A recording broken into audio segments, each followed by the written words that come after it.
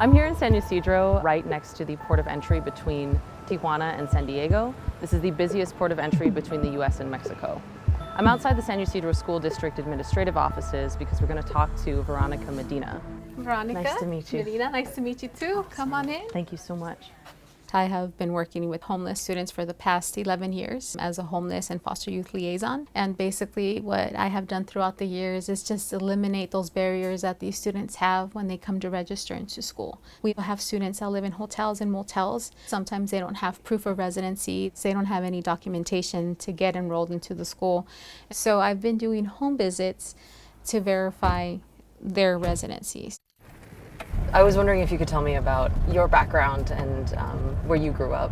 I grew up here in San Ysidro, in this community, in a one-bedroom apartment. Yeah. Growing up, I really didn't think that was odd because I thought I was like the richest little girl in the world, not knowing that my parents had economic problems. So at the age of 11, my parents divorced, and I suffered along with my mother, just moving to different places. We lived in a hotel. So that's why I could relate to a lot of our families where they're moving from place to place. We have about 40 families that live in hotels.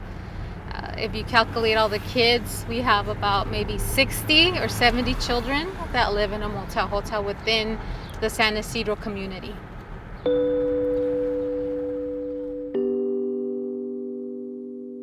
Ivy Rose was born in San Bernardino, but stays in San Ysidro to be near her husband's family in Tijuana, and to give her kids the opportunity to attend American schools. Her husband has legal immigration status, but he gets paid under the table, so living in a motel is the only way to keep a roof over their heads. Hi, Ivy! Hi! Hi! Hi, I'm Chris. Hi, I'm Ivy Rose. Nice to meet you. You too.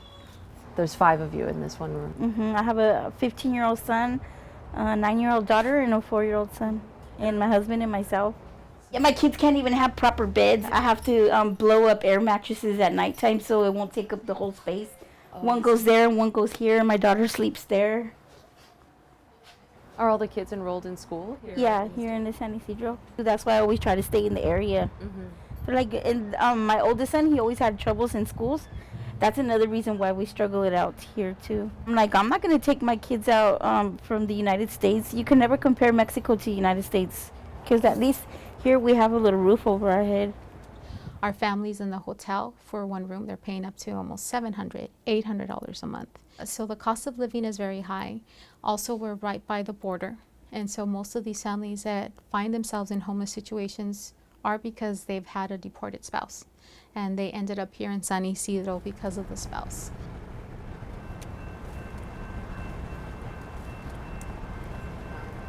So this is Rachel. I have known Rachel Quintana for the past, I would say, 5 years. Has it been 5 years now? 6. Almost 6. When she first came to San Ysidro, she had moved from Oakland. She was having difficulties enrolling her children in school.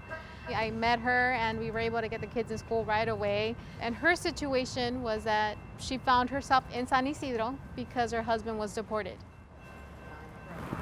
How many kids? 9 children and 1 adult. And where's your husband? He's in Tijuana, Mexico, right where those satellites, that's where he's at. I wanted to be close to him because he couldn't make it back to me. I kept going back there every weekend, seeing him and everything, but it was getting too complicated.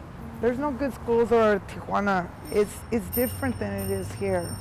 And since they don't speak Spanish, well, they can understand it, but they're not bilingual, Now he hasn't really seen him grow up. The baby, he only seen him 5 times since he's been born, and he's gonna be 2 this year. Well, I have more donated stuff. I have 2 backpacks, but the zippers are broken. Do you know how to fix the zippers? Yeah, I could pull the zippers. I've been doing that with Bella. I have them in the truck, so I could give you those 2. New administration has brought a lot of fear, and what I predict in the near future is that we're going to get more families in San Ysidro that are going to fall under the deportation status. I foresee some of our families coming here to California not knowing that the cost of living is 3 times higher than the state that they're living in, and that they will be short of resources and they'll find themselves out on the streets homeless. And instead of building walls and barriers for our families, I think we need to work all together to eliminate that and to try to help them get into better housing.